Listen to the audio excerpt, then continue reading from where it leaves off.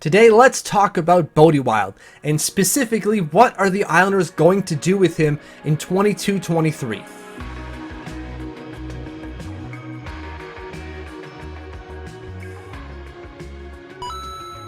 Don't forget to hit that subscribe button. It really helps me grow the channel, reach more Islanders fans. We're at 874, which is mind-blowing. Thank you to each and every one of you for hitting the button so far. And if you plan on doing so or just about to do it, thank you, thank you, thank you. Today, we're going to talk about Bode Wilde and try to figure out what the Islanders are going to do with him in 22-23. So we're going to break that down into three little segments. The first two a lot shorter than the third one. First is, who is he? The second one is, why are we talking about him? And the third is, what are they going to do with him? So who is Bode Wilde? Well, he's a second-round pick from 2018, a 6'3", 200-pound roughly defenseman, a right-shot, offensive-minded, played for the Saginaw Spirit and played for the Bridgeport Islanders, or Sound Tigers, I guess. He hasn't really played as a Bridgeport Islander yet. But either way, he was drafted in the second round of the 2018 NHL draft by the New York Islanders with the 41st selection. That's who he is. Right? There really isn't more to talk about than just that in terms of like who he is. Okay? So we've painted that picture. Great. So why are we talking about Bode Wilde? Well, the NHL has recently changed-ish their COVID protocols. And in it, they specifically say that no player can be denied the opportunity to take part in club activities. That's like training camp and so on and so forth. And so for people who watch the Islanders, fans or not, it's kind of it's brought up a lot of, what does that mean for Bode Wilde? Because as you know, he's not vaccinated. At least as far as we all understand it still today, he is still unvaccinated and will not be vaccinated. I don't imagine he has changed that stance as of now. And so now the question is, will Bode Wilde, or specifically Lou Lamoriello, prevent him from taking part in club activities like training camp because of his vaccination status? Now, you'll remember last year, he was sent over to play in Sweden in the Allsvenskan League because of his vaccination status. That's why he went where he went. And he didn't necessarily do well, but we'll get to that in a second. We'll get to what happened last year in terms of his performance, if you will. So that's why we're talking about Bode Wilde and trying to figure out what the Islanders are going to do with him. Now, we know who Bode Wilde is. We know why we're talking about him. So what are the Islanders going to do with him in 22-23? Well, it really comes down to three options. That's three. The NHL, the AHL, or send him overseas on loan. So which one do they do? Well, let's just start from the first one. The NHL is not an option. That's just not happening. Not with the Islanders anyways. We'll get to the opportunity for other teams, I suppose, because that was brought up. It's not happening with the Islanders. On the right side, they've got Pollock, Dobson, Mayfield. Already, Bode Wilde isn't better than those players. He just isn't. Not on paper anyways. He's going to have a monster of monster camps. Show that he's like the Denny Potvin 2.0 to outseat any of those players for a roster spot in 22-23 at the NHL level with the Islanders. Okay, well, what about another team picking him up? Right, like I saw the Montreal Canadiens was brought up. Why the heck would that happen? Why would Montreal do that? This thing still exists. The border still exists. And Montreal, as a Canadian team, plays a lot of American opponents. Sure, he'll get to play all the home games. That's no problem. He'll also get to play all the Canadian teams. No problem there. But there's still, I definitely did the math here. I'm just trying to find it. 35 games. He'll still miss 35 games if he joins the Montreal Canadiens. That's a good chunk of the season gone. That he's not paid for, by the way. That is time suspended without pay if you cannot cross the border because of your vaccination status. So that already nixes it.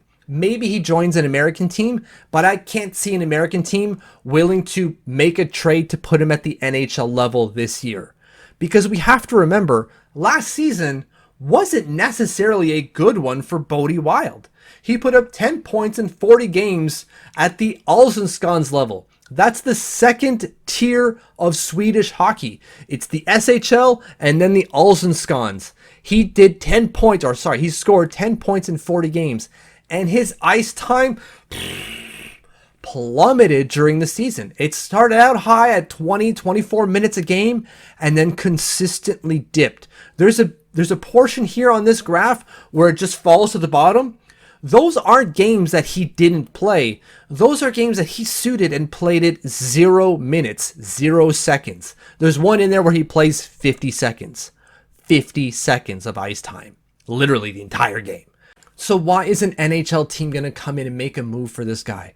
Because he's once touted to be a first round pick? No way. They're going to want to see some return, some production on this kid before they make a move for him, for sure. So then it leaves two other options, the AHL or going back overseas.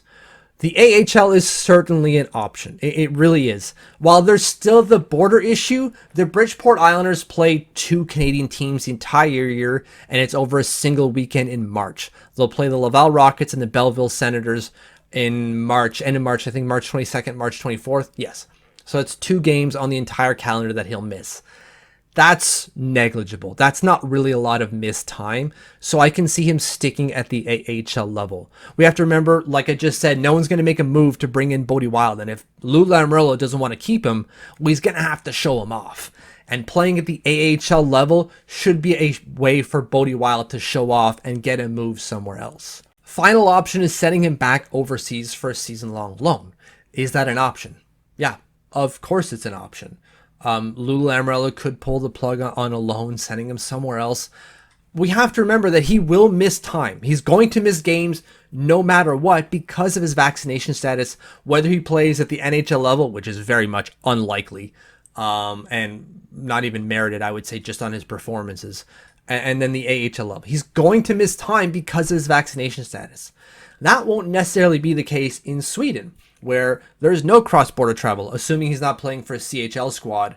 And I don't imagine any of those are going to be like, yes, bring me Bode Wilde, who didn't play well at the second tier last year, right? So maybe a loan somewhere in Sweden is possible. Now, assuming he gets sent out on loan, is that then Lou Lamoriello denying his ability to take part in club activities based off his vaccination status? Could be. Lou might just say, like, I don't want people that are unvaccinated around the team. I don't think he's going to say that, though, because, again, the NHL has a specific clause saying you can't deny this player the opportunity. But Lou Lamoriello can just simply fall back on, well, he wasn't necessarily good enough, so why am I going to give him a chance to prove himself? He hasn't proven himself just yet. I don't have to give this kid a showcase. Right? He was not good enough last year. He really wasn't.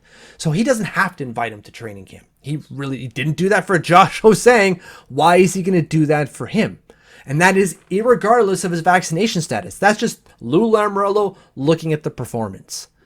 So if he's not around, Lou Lamoriello is going to justify it that way. So what are the Islanders going to do with Bode Wilde? Well, I imagine of those 3 options, they're going to keep him at the AHL level. He's missing 2 games. He'll miss a weekend, so let's say 4 days with travel. That is going to be, I assume, unpaid for based off of at least the NHL COVID protocol. I haven't seen the AHL one just yet, but I would assume he'll just go unpaid for that weekend. Thank you for watching. Thank you for following. If you haven't subscribed yet, hit that button. And if you have, or about to, because I kind of nagged you in doing so, thank you, thank you, thank you.